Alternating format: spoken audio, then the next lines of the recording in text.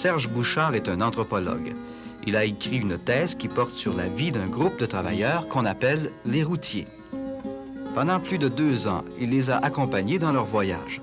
Nous lui avons demandé de nous livrer un témoignage sur leur façon de vivre, lui qui les a observés pour essayer de les connaître et de les comprendre. Un bon chauffeur est tout. A le sens de l'équilibre avec sa machine. Il sait comment ça lui prend de temps pour arrêter. Mais c'est jamais la même chose.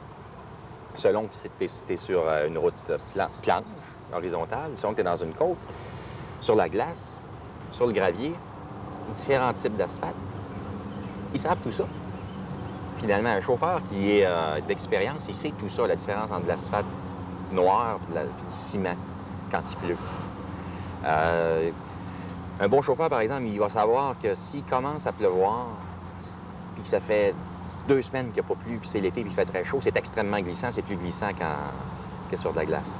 Pour la première heure, disons. C'est très glissant parce que... Autrement dit, c'est toute une connaissance. Mais on ne s'improvise pas comme ça. C'est ça, c'est camionneur. Puis même l'expérience, ça vient avec le temps. Est-ce qu'à ce moment-là, vous diriez que les vrais bons camionneurs, ce sont des gens qui ont voyagé avec un camion pendant un certain temps? J'ai eu l'impression que les camionneurs réglaient ça entre eux. C'est-à-dire que le statut de vrai chauffeur, de véritable chauffeur d'expérience, c'est les camionneurs qui se donnent ça les uns par rapport aux autres. Et les critères d'admission au groupe sont très bien définis, nombreux, puis ça devient très difficile d'y accéder. Autrement dit, 3 ans de camionnage, c'est pas suffisant pour devenir un camionneur. Comme 10 ans pourrait aussi ne pas être suffisant. Ah ben ça, on peut être mauvais toute sa vie, ça. Ouais. Ça, c'est entendu. Et le groupe est sélect. Oui. Sélect et sélectif. Sélectif, il va éliminer des gens comme étant des mauvais chauffeurs. Alors, un mauvais chauffeur, ça va avoir tendance, entre autres, à briser son camion. Donc, être toujours brisé. Ne pas développer la résistance nécessaire. Parce que ça prend toute une résistance, être camionneur. Puis là, on sort de notre propre monde, que je qualifierais de normal ou d'environnant, le monde environnant du camionneur. Les critères sur la résistance sont complètement... dépasse tout ce qu'on peut voir dans... Oui, ça dépasse l'entendement. Quand on dit que... Puis là, on voit que le corps humain a des possibilités insoupçonnées. C'est des gens qui se donnent, qui relèvent et se donnent des défis inimaginables pour parvenir, bon, d'une part, pour parvenir à faire la fonction objective de chauffeur de camion. Parce qu'il y a 2 niveaux qui sont toujours à considérer. Un chauffeur de camion, c'est un chauffeur de camion, d'une part. C'est-à-dire qu'il transporte de la marchandise, il travaille pour une compagnie où il est entrepreneur, on dirait broker, mais il travaille aussi pour une compagnie à ce moment-là. Ça, il lui fait du transport.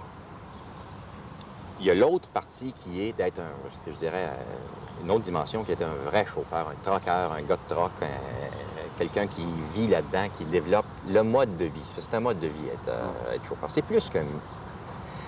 plus qu'un emploi. Ça devient un métier. Mais un métier dans l'ancien sens de métier. Quand autrefois, on disait que quelqu'un a un métier ou a du métier. Il l'a dans la peau. Bien, c'est ça, il faut reconnaître un chauffeur. Quand un chauffeur dit « Moi, je suis un vrai chauffeur » ou on dit que je suis un vrai chauffeur, puis lui, là-bas, celui que tu vois rentrer, là, ça, c'est un chauffeur. En fait, c'est la même chose que quand, dans le monde des artistes, par exemple, ou dans le monde professionnel, ou dans différents mondes, dans différents univers de travail, on va dire de quelqu'un qui a du métier, c'est-à-dire de l'expérience, il est fiable, il a fait le tour d'à peu près tout. Il a tout vu. Et il performe, il fait ses performances de façon régulière. Il faut qu'un jeune chauffeur fasse tout ça pour avoir droit à une reconnaissance de la part des autres. Mais l'hiver, quelles sont les conditions les plus difficiles? Le pire temps sur la route l'hiver, c'est l'automne. De octobre à décembre, en fin de décembre. C'est parce qu'il ne fait pas ce froid, il pleut, puis ça arrête. Tandis que l'hiver, rendu au mois de janvier, c'est froid. La neige n'est pas rude, n'est pas coulante. Il arrive de temps en temps dans le mois de février, il y a une pluie, là. Mais ça, c'est pas pire. Qu'est-ce qui pourrait faire déraper un camion comme celui-là? Admettons que je m'en viens à 50 000 à l'heure, puis un auto qui vire de travers devant moi.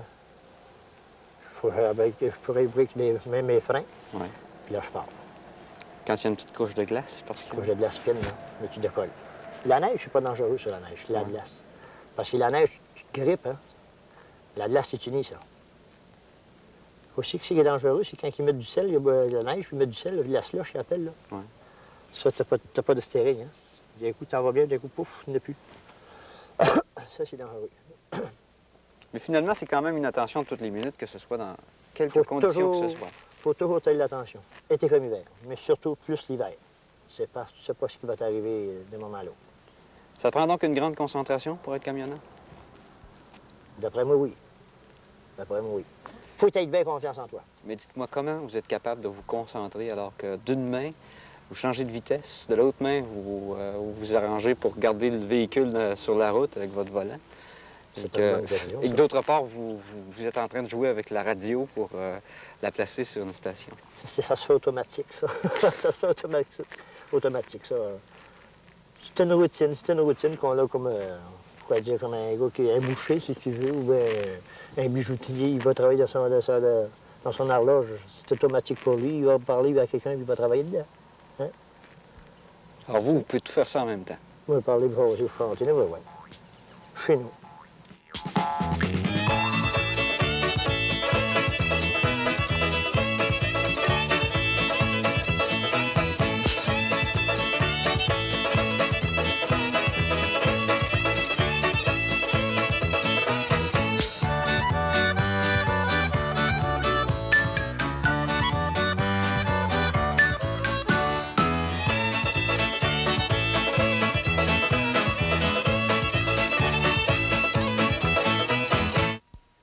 Vous communiquez souvent ensemble? Ah oui, aussi souvent. De quelle façon vous le faites? Je sais que vous arrêtez souvent dans des restaurants pour manger, puis il y a Ouais. le CB aussi qu'on Le appelle. le CB, ça, c'est une petite merveille. Ça, c'est merveilleux, ce CB-là. Ça protège bien du monde, ça nous protège, nous aussi. Si on arrive, mettons, c'est un lieu d'accident, comme là, l'hiver passé, à la côte, Camatos, qu'on appelle là. On était à peu près une vingtaine de milles de là. On rencontre un copain, on dit, fais attention, dans le croche de la Camatos, il y a une vanne de Varsal en verre. Pour avoir eu de CB, on l'aurait pas su, on l'arrivait dedans dans le croche à part ça. Ça fait que c'est très merveilleux. Ça, c'est indispensable, ça. Et puis, tu es au courant de bien des affaires. Surtout l'hiver, c'est l'hiver qui était très important. Tu pars de loin, puis tu n'es pas rendu sur les côtes de Joanne, tu sais comment est l'état du parc. Tu sais Alors que tu es à peu près à 60 000 du parc à ce moment-là. Je suis plus loin Plus que ça. loin que ça, oui, encore, tu as 95 000, 100 000 là, pour rien. Puis de la côte de Joanne, 60, ça te donne à peu près un 84 000. Puis tu sais déjà l'état du parc, comment est-ce qu'il est. Ça fait que tu te prépares d'avance. Ça, c'est en communiquant avec les camions qui viennent en sens C'est inverse. direction sud, puis moi, je dis direction nord. Lui, direction sud, nord, puis moi, direction sud. Alors c'est là, même- vous communiquez ensemble On se communique. grâce à la radio et à la maîtrise. Au CB. Au CB. C'est merveilleux, ça, c'est indispensable. Ça a un rôle sécuritaire, mais je pense que c'est un rôle aussi important, c'est celui de vous distraire un peu, parce que il y a ça quelques nous petites distrait. anecdotes qui sont racontées sur cette radio. Ça nous distrait, puis ça fait du bien. Tu vas te frapper un gars, tu vas frapper un gars, tu vas dire « Ah, il va dire je m'endors. » Ouais. Puis tu le laisses faire quelques secondes, là, puis tu dis là, un cri, puis là, tu fais toujours l'affaire. Tu jases avec lui. Ça te change les idées, ça leur place. Ça arrive souvent, ça. Je m'endors. On se saute dessus, puis on ne lâche pas. Ça fait qu'il y a pas de choses qui, mettons, qui vont dans le parc, qui traversent le parc, qui n'ont pas connaissance. Ça arrive souvent, ça. Vous avez cette communication-là. Vous avez une autre communication entre vous, je pense, et au moment où vous arrêtez dans les restaurants. Ouais, dans le restaurant, ben De là, quoi vous parlez? on parle de... Ben, proche camion, hein. Ça arrive, ça. Là, on parle t'as des routes, c'est un maudit trait la vache là, puis ça finit plus. Puis... Excusez, la Tré la Vache, c'est Ça, c'est le parc de la Vérandrie. ça. le parc La Vérandrie. Oui, c'est lui. C'est la route 117, ça. Là, il y en a un qui veut chiale, puis l'autre, ah, ça n'a pas de bon sens, pêche de faire de licence, puis on vend d'un taux, puis dans le slush, puis dans la neige. Puis... Tant que ça, l'hiver, c'est la grosse discussion, ça. Ouais. L'été, ben, on parle du tourisme, puis différents sujets. On regarde les waitrices. Ouais. Ça, là, tu relaxes. Parler d'autre chose que de camionnage une fois de temps en temps, parce que vous Oui. travaillez là-dedans. Bon, on va parler de différentes affaires. On va parler de la maison, on va parler du sport. Comme l'hiver, moi, j'étais un amateur de ski de fond. Je parle du ski de fond. Il y a assez de copains qui aiment de faire du ski de fond. L'autre, du ski alpin. L'autre, du ski doux. Chacun a son goût, hein? Sylvie, est-ce qu'un chauffeur de camion, c'est un client comme les autres chez vous? Oh non, du tout. C'est un client pas... Il n'y a pas de comparaison. Pourquoi c'est pas un client comme les autres? C'est un client qui est plus familier avec toi, quoi? Beaucoup plus. Puis en même temps, bon, ben, c'est plus un ami qu'un client. Il va être plus, il va plus jaser, il va prendre le temps, tu sais, de jaser, puis de faire des farces. Tandis qu'un client va se dépêcher à manger, puis il va partir normalement. Lui, il flambe, tu sais. C'est son repos, c'est son break de la journée. Est-ce que tu les vois souvent, ces gens-là? Oui. C'est des clients réguliers.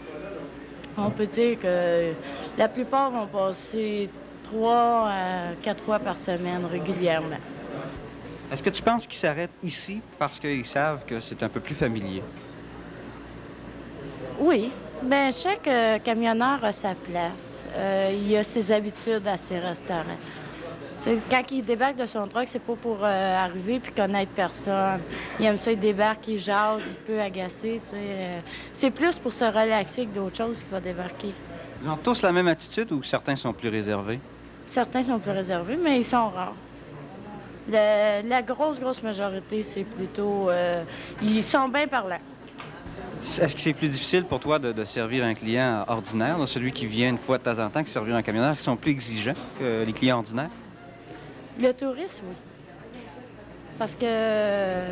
Bien, peut-être aussi parce qu'on est moins habitués, eux autres. T'sais, on ne sait jamais à quoi s'attendre. Tandis qu'on voit rentrer les gars, bon, ben tout de suite, on dit, bon, lui, c'est un café. Lui, on sait qu'est-ce qu'il fait, tout. On est tellement habitués. Il y en a qui... On voit leur truck arriver, puis tout de suite, on met à table, tout. On sait qu'est-ce qu'il veut. Tandis que le tourisme, bon, ben ils sont plus hésitants, puis tout ça. Ils sont toujours exubérants, est-ce qu'ils sont toujours en train de chanter puis de parler fort? Oui. Ils aiment nous réveiller. Mais ils sont assez grouillants. La nuit, ils sont seuls à venir ici ou à peu près? Presque. Surtout l'hiver. L'hiver, nous autres, on n'a pas de touristes. Là, c'est juste des camionneurs. Est-ce qu'ils parlent de leur famille un peu ou s'ils parlent surtout du camionnage? Oh, ça dépend des gars. Il y en a qui vont nous parler de leur famille, tu sais. Puis il y en a d'autres, bon, ben ils parlent juste de truck. La plupart? La plupart vont parler de leur truck. Du chemin, comme nous autres, notre trail. T'sais, la trail à vache, là, comme tout le monde l'appelle. Ça, c'est le gros sujet de l'heure. C'est pas difficile d'avoir une vie familiale avec un homme qui travaille la nuit puis qui dort le jour? C'est dur pour la femme à la maison. C'est dur. Puis c'est dur pour l'homme aussi, parce qu'on se voit pratiquement pas. On se voit juste les fins de semaine. C'est quand tu as la chance de rentrer, mettons, le samedi matin à 8-9 heures, bien là, le samedi après-midi, tu prends ta douche, puis tu dors un petit peu. Puis l'après-midi, bien là, tu vas magasiner. Tu as le dimanche. Vous ne rencontrez pas vos enfants souvent? Nos enfants, on les rencontre au souper. Bon, bonjour, papa, moi, ça va bien. Comment ça a été à l'école? Ça va bien. Là, la fin de semaine, bien là, on parle plus avec les enfants. Bonjour avec. On se tire haut. C'est un des grands désavantages de ce métier, là, Roland. Le désavantage de ça, c'est plutôt la famille. C'est la famille qui en souffre le plus. C'est la femme à la maison puis les enfants. Tant que nous autres, les camionneurs, on voit toujours du monde. Hein? On est toujours distrait. On va dans un restaurant, bien, on change de personne, de personnage. Tandis qu'à la femme à la maison, bien, c'est toujours la même routine. Le matin, elle se lève, fait déjeuner aux enfants, l'école, puis le ménage, puis qui avec, puis elle s'est obligée de s'occuper des affaires un peu. C'est plus dur pour la femme. Il y a l'autre aspect qui est carrément là, que ça brise les ménages, ça brise des ménages. Si le partenaire, si la femme n'accepte pas les conditions de travail, de voir toujours son mari parti toujours sur le chemin. Mais c'est pas nécessairement ça. Il peut y avoir des situations où la femme va prendre la charge de devenir une femme de camionneur. Une femme de chauffeur et une femme de camionneur. Puis j'ai connu une femme en particulier. Je connais une femme en particulier qui est femme de chauffeur, qui connaît le camionneur de A à Z, qui connaît les camions, qui connaît ce que c'est qu'être camionneur, mais d'une perspective tout à fait différente que du chauffeur. Évidemment, elle ne conduit pas le camion. Une perspective, elle a des choses à dire sur le camionnage qui sont complètement... c'est un autre discours. Premièrement, ce que ça coûte un camion, elle le sait. Quand ça brise, pour réparer ça, elle le sait. Elle fait la comptabilité, au fond. Plus que le camionneur lui-même? Oui. Lui est chauffeur. Un broker peut faire ça très bien avec sa femme. Sa femme s'occupe d'acheter, de faire les paiements, de calculer les assurances, tout ça. Fait qu'elle devient son genre de comptable, partenaire dans l'affaire. Mais elle a des choses à dire sur le camionnage qui sont bien différentes. Dire, par exemple, mon mari, lui, il pense qu'un camion, il faut absolument qu'il y ait des flûtes dessus ou des lumières de brume. Mais s'il savait comment ça coûte, une lumière de brume, comment ça casse souvent, peut-être qu'on en achèterait moins. Mais ça, donc, s'impliquer dans l'opération. Devenir, en quelque sorte, là, impliqué au plus haut point. Il y a aussi l'acceptation pour une femme, comme dans bien des milieux, l'acceptation de considérer qu'elle va avoir la responsabilité d'élever la famille toute seule, complètement seule. Parce que le camionneur, je vois, est toujours parti.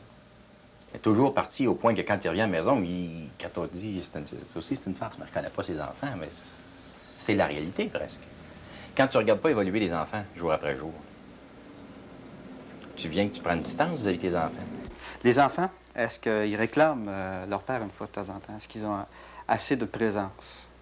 Est-ce qu'ils vous en parlent? Bien, le midi, mon dernier, il est là le midi, ou à 11h30, en général, Ronald est encore debout.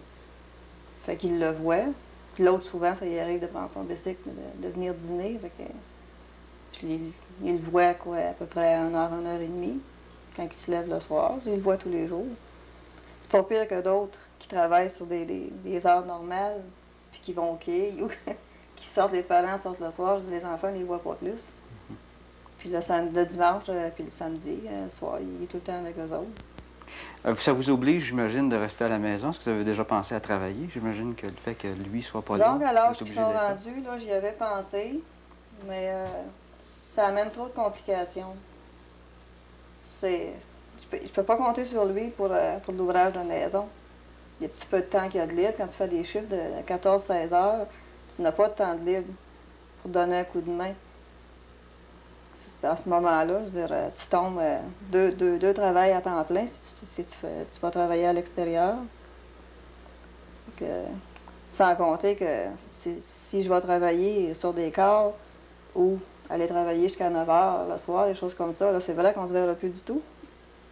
Est-ce que quand il part de la maison pour s'en aller faire sa randonnée, travailler, faire cette route qui est longue et qui prend beaucoup de temps, est-ce que vous êtes encore nerveuse ou est-ce que est-ce que vous avez pu vous adapter à ça? Pas quand il part. S'il est en retard, à ce moment-là, je suis très nerveuse puis je pense pas que je m'habituerai jamais à ça. Vous vous inquiétez parce qu'il n'est pas là? Oui. Est-ce qu'il communique avec vous à ce moment-là? C'est assez difficile, là. Le téléphone dans l'auto. Alors, ça vous rend... C'est la partie la plus dure, je trouve, de ne pas savoir où ils sont rendus, pourquoi ils sont en retard. Est-ce que vous favorisez ce métier pour lui? Est-ce que vous êtes d'accord pour qu'il fasse ce métier-là? Je ne l'ai jamais encouragé à faire ce métier-là. Puis sa mère non plus. Ça lui ferait beaucoup plaisir à sa maman s'il quittait le camionnage. Elle n'aime pas ça. Pourquoi alors conserve-t-il ce métier? Est-ce que vous voyez des avantages dans ce métier-là? Disons, tu as des heures très dures, mais par contre, tu as un plus gros salaire. Je m'imagine c'est surtout ça qui fait qu'un gars y reste. Est-ce que vous comprenez qu'il y reste finalement, que ce salaire-là vaut la peine par rapport à ce qu'il fait? Je m'imagine pour lui aussi, là, t'es libre un coup, t'es sorti de la cour, de la compagnie, t'es ton propre patron, t'as le contrôle du véhicule, je veux dire, pendant 16 heures, 14 heures, t'es maître de toi-même. Je m'imagine que c'est un peu ça aussi qui fait qu'il reste là-dessus. Il n'aime pas travailler avec un patron. Avez-vous déjà essayé de voyager avec lui un peu?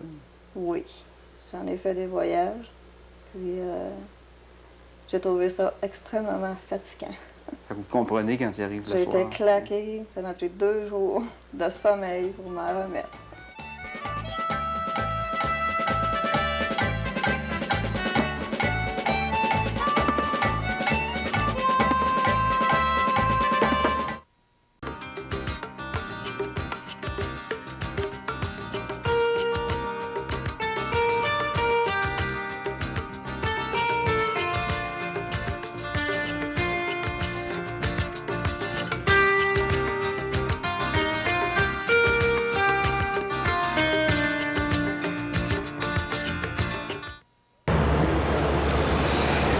Voilà une opération que j'appellerais une opération de groupe.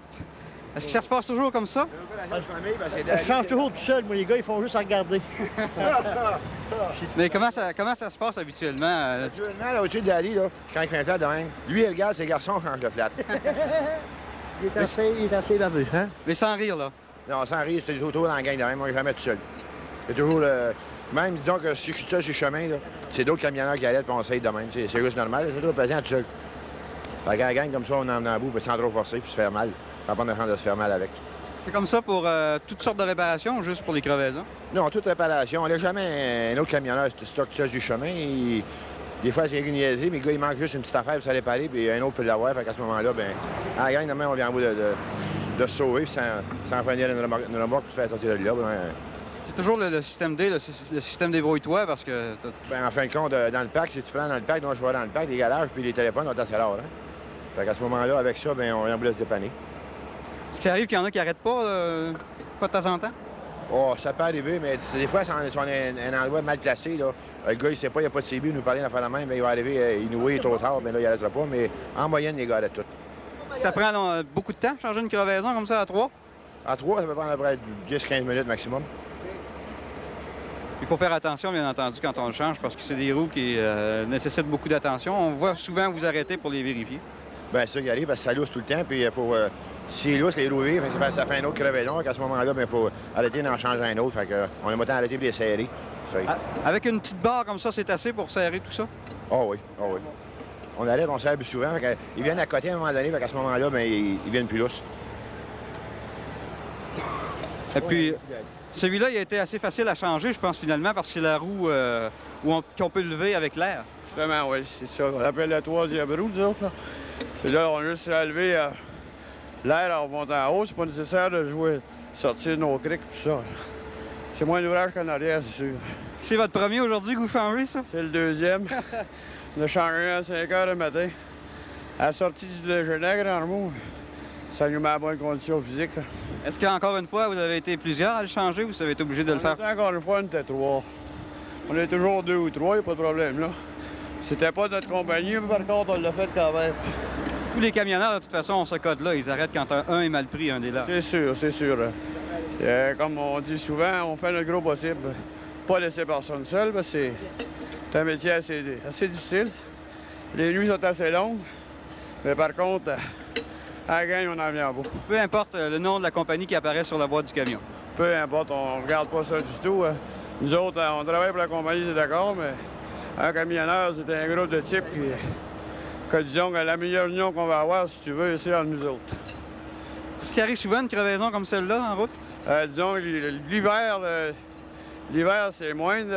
Avec les chaleurs, tout ça, c'est normal avec les cargaisons comme d'ADA aujourd'hui. 75-80 000 livres de charge, des grosses possibilités. On ne souhaite pas que durant le voyage, il en fasse 5 ou 6. Ah là, je l'ai mis peut-être trop, là, 1 ou 2. Ouais. Mais finalement, ça arrive, puis c'est des choses, il faut vous vous débrouiller tout seul. Ah, c'est sûr, on n'a pas le choix, là. Ça, c'est dans notre métier. On n'aime pas ça quand ça arrive, mais que veux-tu? On essaie de se compléter entre nous autres. Est-ce que ça peut être dangereux, une crevaison comme ça?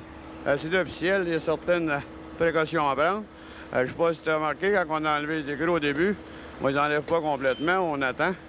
Ensuite, on frappe le pneu, ce qui donne une chance au crapaud qu'on appelle, ce qui soutient la roue de tenir cela. Si on enlève toutes les notes qu'on appelle en vrai camionneur, là, si tu frappes dessus, on a déjà vu des types se faire casser des jambes ou avoir le crapaud en pleine face. Il y a certaines normes de sécurité à suivre, c'est sûr. Et quand il se passe une crevaison comme ça sur la route, est-ce que c'est dangereux pour le camion et le camionneur?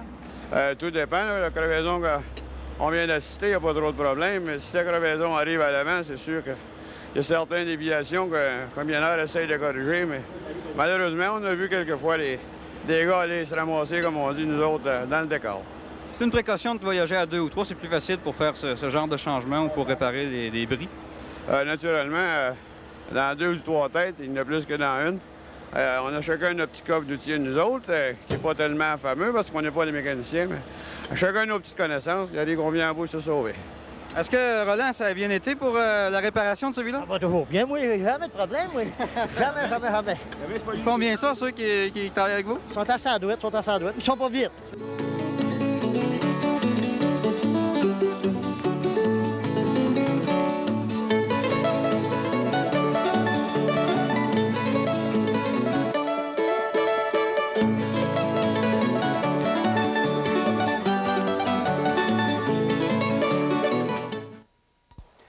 Dans le sens, êtes-vous toujours tout seul avec votre camion si vous voyagez plusieurs ensemble, 3 ou 4 camions? On l'aime autant se tenir 2, 3. C'est parce que si tu as de la bad luck, si t'arrive une avarie, quelque chose, tu brises à 2, 3, tu peux te dépanner plus que l'un tout seul. Ça a déjà arrivé souvent, ça. Moi, de rester pris, ça arrive, ça. On était 2 de mes copains, moi, je me suis dépris. Alors, je suis peut-être un moteur, ça, c'est pas pareil, mais des petites affaires, là, des affaires délicates, là, il y aurait là. Est-ce que vous roulez vite? On a l'impression, des fois, quand on voit passer des camions, que ça va vite. Ça paraît aller vite. Ça paraît aller vite, je sais pas si c'est parce que c'est gros. Non, on tient pas mal la limite. Des fois, on triche peut-être un peu, mais on se tient pas mal dans la limite. C'est surtout... Ça veut dire à peu près combien de kilomètres? En kilomètres, ça veut dire 90 à peu près. Oui, 55 000 à l'heure. À peu près. C'est ça. Vous êtes Et habitué puis à quand- 1000 à l'heure encore? Hein? Oui. Et quand on va venir une courbe, ben, c'est là qu'on se prend plus d'air d'aller pour moi changer de vitesse, sauver l'ouvrage. Ce qui est avec une question de paresseux, mais on Ouais. est tous pareils.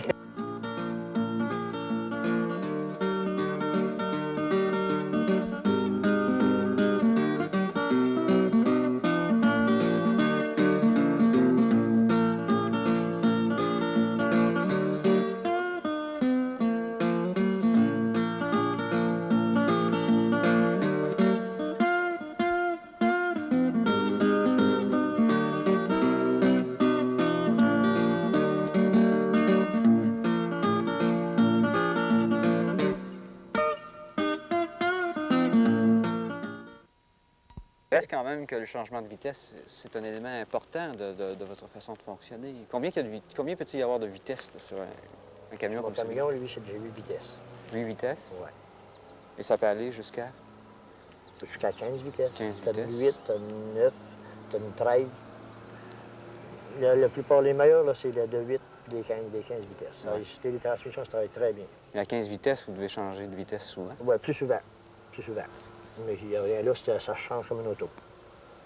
Celle-là, ces petites 8 vitesses-là, c'est pareil aussi, ça va très bien. Ça chiffre très bien. Vous y allez d'après le bruit de votre moteur ou Oui, on l'a l'odomètre? Oui, mais moi, je suis mon oreille. Votre oreille? Oui. Vous avertit que c'est le temps de Ouais. changer de vitesse. Si tu viens à temps, tu prends le son de ta voiture, là, comme les mouches sur ta femme les oreilles, là, Oui. et puis automatiquement, je suis rendu là. Puis votre camion, est-ce que vous le connaissez? Est-ce que vous avez toujours le même ou si on change Oui, de ça, camion? c'est très important. On va trouver le même camion, c'est parce que tu sais ce qu'il peut faire. Tu sais quelle sorte d'effet qu'il va te faire sur la glace l'hiver, sur la neige, puis tu sais comment il va te tordre, si tu veux, dans une courbe. Tu sais comment il peut le travailler. Mhm. Changer trop souvent de camion, là, c'est pas bon. C'est parce que tu ne te fais pas au camion. Tu te fais à ta machine. Hein? Oui. Ça fait que c'est pour ça. Chez nous autres, pour la compagnie, on est là, on est parfait, on a toujours notre même camion. L'intimité avec la machine, c'est bien important. Il y en a un chauffeur qui me contait récemment, qui me disait que j'ai vu récemment, me contait une anecdote qui illustre très bien ça, là, le parallèle avec la maison. Il sortait du territoire de la baie de James. Il est donc arrivé à la barrière à Matagami, qui est un peu à l'extérieur de la ville de Matagami. Il s'est fait, depuis 1973, on est rendu en 1980, donc ça fait 8 ans qu'il fait ça. Fait que vous pouvez vous imaginer qu'il connaît la barrière, qu'il est connu à la barrière, puis qu'il en a vu bien des jeunes à la barrière habillés en uniforme puis faire le trafic. Mais, ce soir-là, le jeune, il dit, ou le jeune, c'est dans son histoire, c'est le jeune, il dit « Débarque, je vais fouiller ton truck. » Passer de la boisson, amener de la boisson, c'est le chantier, on a ordre, directive de fouiller les trucks. Alors, il fouille tout le truck. La cabine, il trouve rien du tout. Le chauffeur, en l'occurrence, il n'en amène pas de boisson. Alors, il revient dans la guérite où le chauffeur l'attendait. Il dit « J'ai rien trouvé, t'es correct, tu peux repartir. » Le chauffeur lui dit, dans l'humour propre au chauffeur souvent, il dit « Ben, si t'as rien trouvé, c'est parce que t'as mal cherché. Viens avec moi, je vais te montrer ma cachette. » Alors, il lui montre la cachette, puis il dit « Je suis sûr que t'as pas fouillé là. » Il a dit « Non, je n'ai pas fouillé là. » Il dit « Regarde, il n'y a pas de boisson, là, mais si j'en passais de la boisson, c'est là que je le cacherais, puis personne ne trouverait. » Puis dans cette façon de compter l'histoire, c'était très bon. Il dit « Maintenant, il dit, il a ouvert la porte de la cabine, il dit « Maintenant, tu vas me faire le ménage de ma cabine, tu vas la mettre exactement comme elle était quand tu l'as pris. » Il dit « Moi, si j'allais chez vous, dans ta chambre à coucher, je fouillais, je mettais tout à l'envers. Ça me fait rien, tu fouilles, mais remets ça comme avant. » Il dit « Ça, c'est ma maison. » À preuve que vraiment... C'est ma maison. Je vis là-dedans. Bien sûr. la cartouche de cigarettes à 6 coke à droite, la musique d'un côté, les cassettes de musique de l'autre, le CB, un sac de couchage, un petit manteau, Tout ça est la calculé lunette de soleil, D'après les habitudes. l'endroit pour mettre les papiers, tout est organisé. Alors, si quelqu'un commence à jouer là-dedans puis déplacer tout ça, il y a un gros attachement. Alors, ça, c'est pour l'aspect cabine. Maintenant, il y a un gros attachement aussi pour le camion lui-même. Chaque camion est différent. Chaque camion est personnalisé. Il y a des bons camions, il y a des mauvais camions. Il y a des camions qui seront toujours vaches. Il y a des camions qui tirent bien, qui sont bons. Puis chaque chauffeur va développer des particularités avec le camion. Même si les chauffeurs vont dire « tous les camions sont pareils ». Mais j'ai entendu des chauffeurs vont me dire « tu sais que tous les camions sont pareils ». Finalement, c'est un moteur Cummins qu'il y a dedans, c'est un 350 ou c'est un 375. C'est une cabine Mack ou c'est une cabine White. Tu as des freins. En fait, c'est le système de freinage, la transmission, le moteur et sa force, sa marque, puis la cabine. Et une fois qu'ils t'ont dit que tous les camions étaient pareils, là, ils commencent à développer que celui-là en particulier, tu sais, je l'aime beaucoup, je ne voudrais pas qu'on me l'enlève, puis il est très bon, puis il est plus fiable que les autres. Je me souviens d'un chauffeur qui m'avait dit,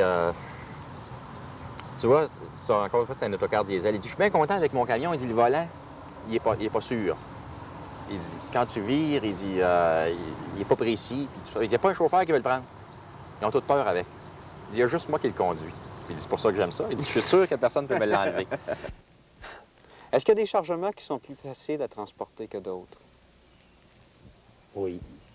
Il va prendre un flatbed, qu'on va dire, une flotte, comme on l'aurait rencontré l'après-midi. Là. C'est plus dispendieux. Tu ne peux pas rouler plus jusqu'à 40-45 000 à l'heure. Ça, c'est dur, c'est rein. C'est parce que ça se freine tout le temps, ça.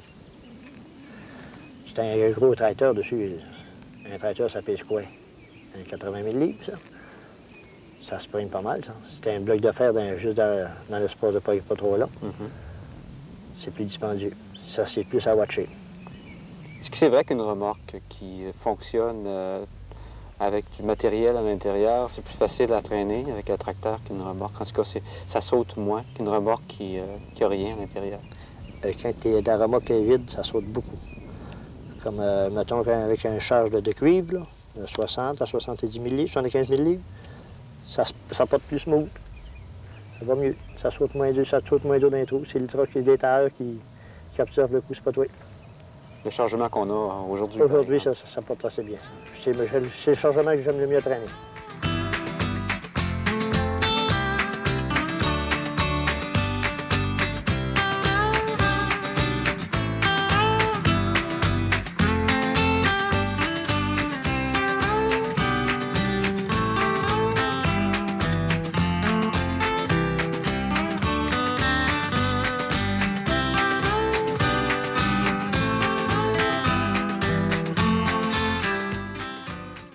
Ça prend comme compétence, d'après vous, d'après les renseignements que vous avez pu glaner à gauche et à droite, chez les camionneurs, aussi en vous rendant compte de ce qu'ils font? Et ça, je l'ai écrit. C'est une chose qui découle de la compréhension et de l'analyse que j'en ai fait. On pourrait considérer facilement que conduire un camion, c'est facile. C'est facile, c'est un volant, c'est un accélérateur, embrayage, puis des freins. Très facile de conduire ça, finalement. Vu de l'extérieur, ça Tout semble le monde est chauffeur. C'est pas vrai. La conduite d'un camion, ça demande une très haute compétence technique. Ça compte, ça va jusqu'à... Je pense que c'est assez connu, ça. C'est les artistes de l'embrayage. Savoir embrayer. J'imagine qu'un jour, puis ça va venir, puis d'ailleurs, ça a commencé, surtout pour les camions autour de livraison en ville, l'embrayage automatique, ça va tuer beaucoup la capacité ou l'identité des camionneurs qui sont capables de jouer avec ces systèmes de vitesse-là de façon merveilleuse. Quand on est un peu dedans, c'est merveilleux de les voir travailler avec ça.